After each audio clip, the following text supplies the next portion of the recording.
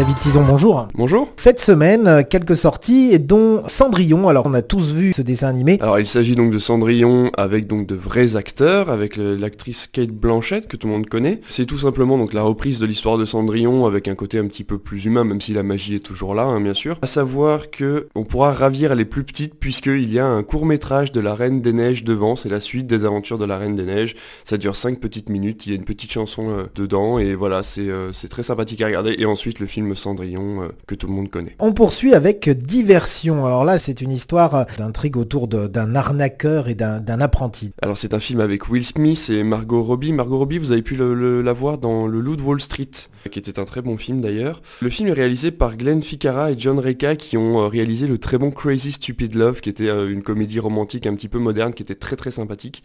Et là, Diversion, on passe plus sur un film de type Ocean's 11 ou 12. Donc c'est l'histoire d'un arnaqueur professionnel et de son apprenti qui vont venir perturber les affaires de chacun. Et sans savoir, le spectateur ne saura jamais qui véritablement se fait arnaquer, qui est l'arnaqueur. Et ce sera au spectateur de deviner jusqu'à la fin du film qui véritablement est en train de mener l'affaire. Un troisième film, alors là on est sur une histoire qui a défrayé un petit peu la chronique française autour d'une affaire politique, notamment l'affaire Clearstream. Le film a été réalisé par Vincent Garanc. Il a décidé de prendre Gilles Lelouch et Charles Berling pour les acteurs principaux. Ça reprend l'affaire Clearstream tout à fait, donc on prend le parti du journaliste Denis Robert qui lui a trouvé ces documents un petit peu bizarres quand il a été fouillé là-dedans, et c'est lui qui a mis à jour l'affaire Clearstream, et le film raconte cette enquête. Il y a un petit peu de roman autour de ça, puisqu'il reste toujours des incertitudes dans cette affaire, bien entendu. Alors, on en écoute tout de suite un extrait.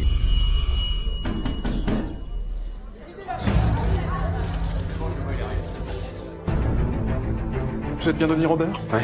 Commissaire Julien, nous sommes venus vous interroger et effectuer une perquisition.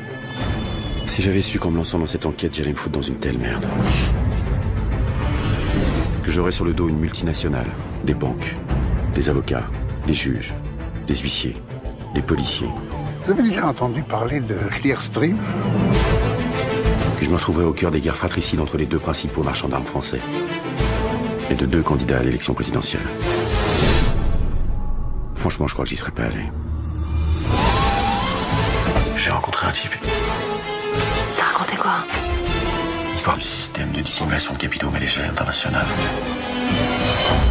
J'ai eu 4 appels raccrochés aujourd'hui, je sais pas ce qui se passe là. Sélection ciné-bocage, donc ça c'est régulier. Voilà, comme toutes les semaines. Alors aujourd'hui, au lieu d'avoir un seul film, et un qui reste, un qui s'en va dans les films ciné-bocage, nous commençons la semaine avec 2 nouveaux films ciné-bocage. Le premier, c'est Le Petit Homme, qui raconte l'histoire d'un jeune homme qui va se réfugier en Autriche avec sa mère et ses 2 sœurs, et il va essayer de remplacer son père mort du mieux qu'il peut. Ils viennent tous les 4 de Tchétchénie. Voilà, donc ça raconte l'histoire de cette intégration de cette famille en Autriche. Alors un deuxième film dans cette sélection ciné-bocage. Mon fils, alors Mon fils est fait par Aaron Riklis, qui pour les plus cinéphiles le connaissent. L'histoire est très intéressante puisqu'il s'agit de Iyad, qui grandit dans une ville arabe en Israël et qui à 16 ans est autorisé à intégrer une prestigieuse école juive à Jérusalem. Il n'est pas vraiment admis là-bas, mais il arrive quand même à se faire des amis, et il a un véritable ami qui s'appelle Jonathan, qui est un enfant handicapé et dont sa mère est, on va dire, assez riche. Et du coup, Iyad commence à trouver une famille de remplacement en quelque sorte à Jérusalem dans cette famille juive, et réalise qu'il a peut-être pas envie de rentrer du côté arabe d'Israël, puisque les difficultés là-bas sont assez compliquées. Voilà, effectivement une histoire comme on les aime. Alors on poursuit par une soirée spéciale autour du festival du court-métrage de Clermont. Oui, tout à fait. Nous servons comme tous les ans de satellite au festival de court-métrage de Clermont-Ferrand. Il est passé, cette année c'était en février. Tous les ans, il y a une sélection coup de cœur du festival de Clermont-Ferrand qui fait le tour de l'Auvergne, et Cap Cinéma fait partie de ces lieux qui diffuse les courts-métrages, et donc ce sera ce mercredi à 20h, c'est un tarif tout à fait normal, et vous pourrez voir donc les meilleurs courts-métrages du festival de Clermont-Ferrand. Une conférence également du Collège de France. Oui, c'est la Divine Comédie cette semaine de Carlo Ossala, enfin présentée par Carlo Ossala. C'est lundi à 18h30, c'est toujours gratuit, c'est toujours unique en France. Voilà, donc vous, pour ceux qui ne le savent pas, vous assistez à une retransmission d'une conférence du Collège de France d'Aubervilliers. C'est en différé et donc c'est une explication de livres connus, voilà, de métaphores, etc. Les ciné-rencontres, eh bien, cette semaine, c'est au tour de la recherche de l'emploi avec les règles du jeu. Oui, c'est un petit peu un documentaire coup de cœur puisqu'on a les réalisateurs qui viennent, donc c'est Claudine Bory et Patrice Chagnard. Les règles du jeu, c'est un documentaire qui présente les difficultés du monde de l'emploi en France maintenant.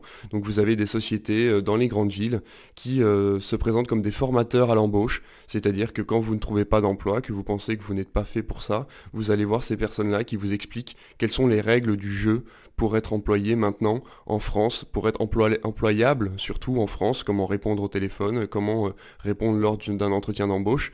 Et c'est surtout pour montrer que les règles du jeu maintenant sont, on va dire, de plus en plus comiques et bizarres. Voilà, et en avant-première, un dessin animé cette semaine.